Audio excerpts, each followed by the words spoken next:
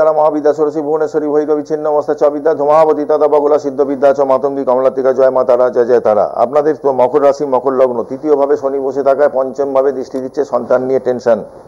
দ্বিতীয়ভাবে আপনাদের কিন্তু অক্টোবর মাস, মকর রাশি অক্টোবর মাস 2025 সাল সংক্ষিপ্ত ফলাদেশ।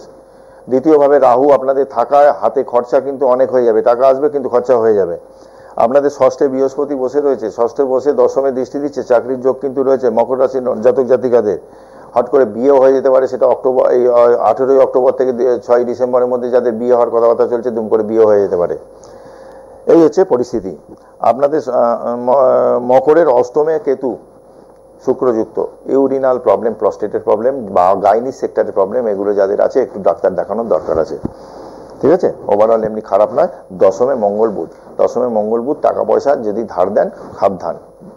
সরকারি চাকরির যেরকম যোগ, ডিফেন্সে চাকরির যেরকম যোগ থাকছে, তেমনি কিন্তু টাকা পয়সার নয়ছয় হওয়ারও যোগ থাকছে। একটু বুঝে ইনভেস্ট করতে হবে ব্যবসার সেক্টরে যারা আছেন, আর ধার দিলে কাউকে বুঝে দেবেন। ভালো থাকবেন। কালী পুজোয় আপনারা আনন্দ করুন, পুজো পাঠ করুন। জয় মা তারা, জয় জয় তারা।